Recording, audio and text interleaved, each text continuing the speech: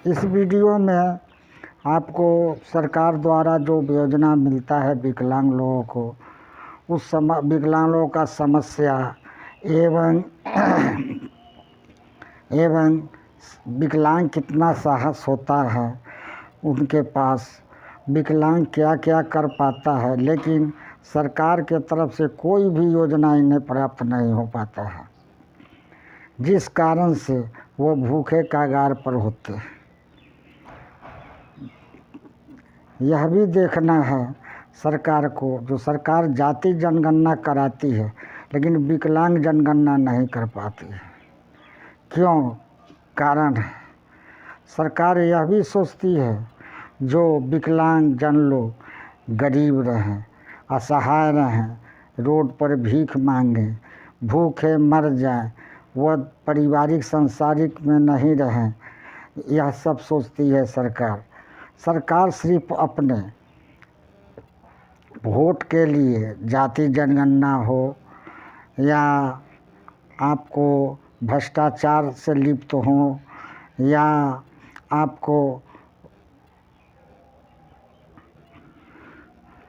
दूसरे योजनाओं पर अमल करते हैं जिससे आमदनी उनको खुद होने वाला हो। यह इस वीडियो में यह सुनिए, एक विकलांग जो समाज सेवा करता है, एक विकलांग जो समाज सेवी है, उसका आवाज़ सुनिए आप, जिनका नाम राम केवल भाई है। वह 5 वर्षों तक पंचायत समिति सदस्य रह चुके हैं। मुरौल प्रखंड, मुजफ्फरपुर जिला, श्री बिशनपुर बखरी पंचायत का वह निवासी हैं। ज़रा उनका सुनिए वह क्या कह रहे हैं और इस पर थोड़ा अमल कीजिए। जो एक विकलांग भी समाज सेवी का कार्य करता है, समाज सेवा करता है, खुद दूसरे को सहारा देता है, लेकिन वह खुद अपने ही भिखार बन कर के खुद वह अपने रोड पर आकर के, जबकि वो बहुत गरीबी है, न उनके पास इंदिरा आवास है, न उनके पास कोई योजना से मिला है, न उनके पास पूरे परिवार सकलांग हैं, वह भी एक आँख से विकलांग हैं, वह भी उनके भाई भी मानसिक विकलांग हैं और बहुत गरीबी से चल रहा है उनका परिवार। ज़रा सुनिए और देखिए इनका क्या हाल होगा।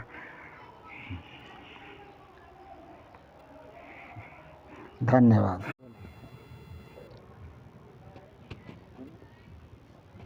हाँ, आप अपना परिचय के साथ साथ जीवनी अपना पूर्ण रूप से बतलाइए कि आप कैसे क्या किए जीवन भर में।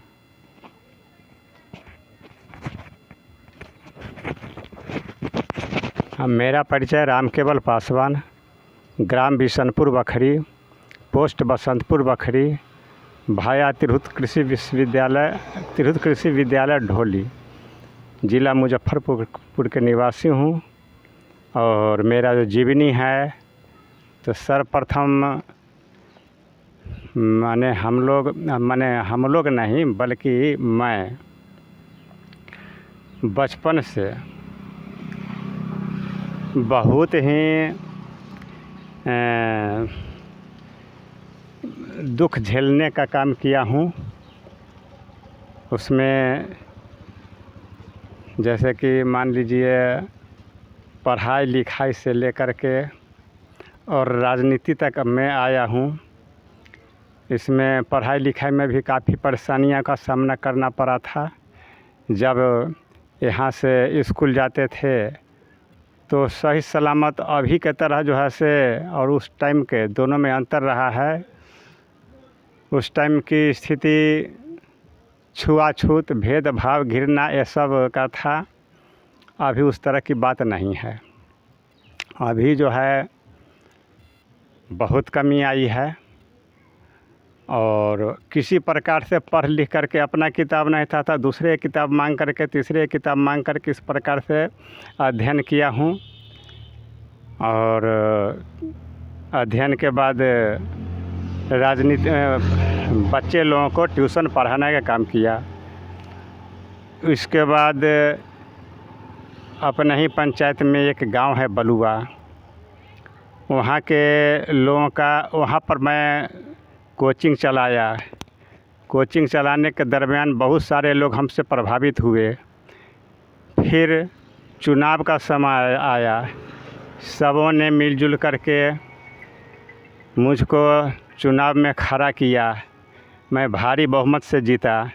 जीतने के बाद मैं पंचायत समिति सदस्य के नाम सदस्य बना।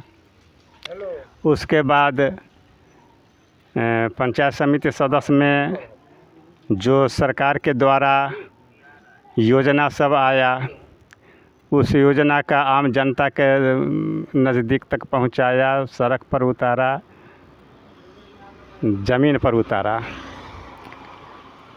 वहाँ पर सबसे पहले जब योजना आई तो योजना में पहला काम हुआ बिशनपुर बखरी के मुसहर टोला में सड़क बनवाना।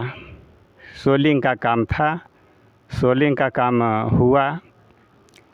उसके बाद दूसरे टर्म में रिक्शा टेम्पू का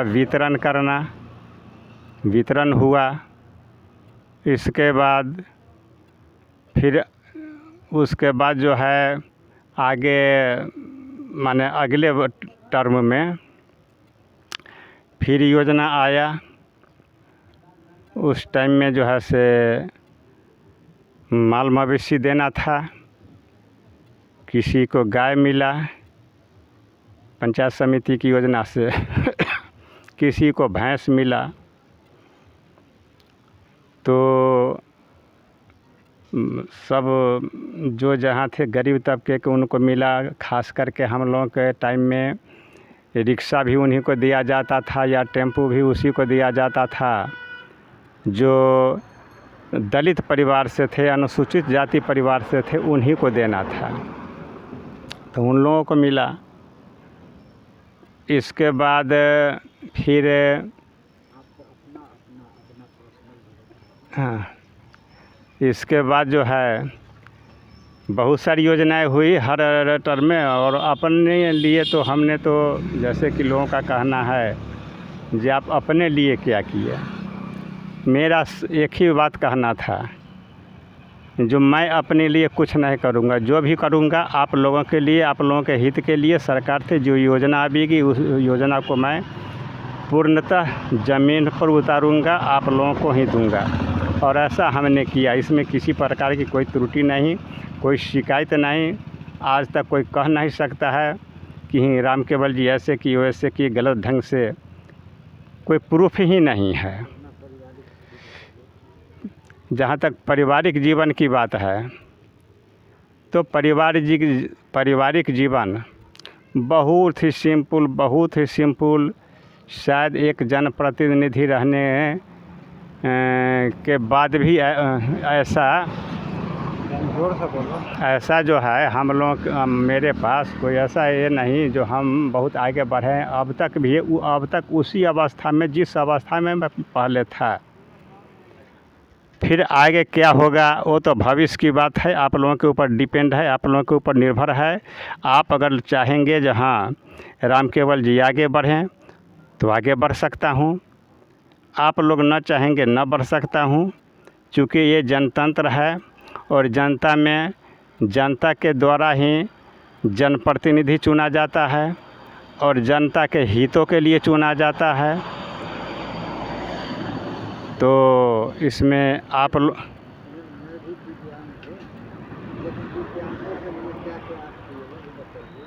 क्या चीज़?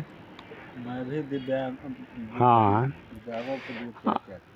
हाँ, तो दिव्यांग मैं भी हूँ, लेकिन अपने लिए कुछ नहीं। दिव्यांग के लिए तो उस टाइम में मेरे ख्याल से पंचायत समिति योजना से कुछ आया ही नहीं, इसलिए मैं कुछ किया ही नहीं। योजना अगर आता तो मैं कुछ कर सकता था। अभी तो मेरे जानकारी में कुछ भी नहीं है।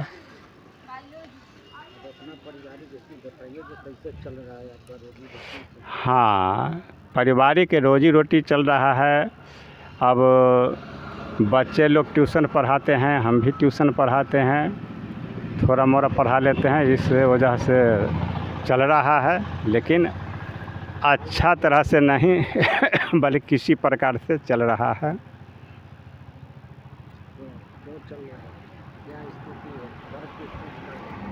घर तो मेरे पास अगर सच पूछा जाए तो घर की जो परिभाषा होती है, जहाँ पर चूल्ही जलता है उसको ही घर कहा जाता है। तो मेरे पास तो घर है ही नहीं। अभी भी देखा जाए जहाँ चूल्ही जलती है वह बिल्कुल फूस के घर में, तो स्थिति तो नाजुक है। हाँ, तो मेरा नाजुक है, मेरे परिवार का नाजुक है, मेरा भाई भी तो विकलांग ही है, उनका भी नाजुक है। उनको जो है सरकारी स्तर पर सुविधा मिलनी चाहिए, कुछ ना उनके पास, उनके नाम तो इंदिरा आवास भी नहीं है, और इससे बढ़ कर के और क्या कहा जाए। और सरकार से मांग करता हूँ कि जहाँ भी आपने इंदिरा आवास दिया है, अगर वो पूरा नहीं हुआ है तो आग्रह करता हूँ कि उसको पूरा कराने के लिए आर्थिक मदद की जाए, और उसके साथ साथ मुझे भी मदद की जाए, ऐसा मैं मांग करता हूँ।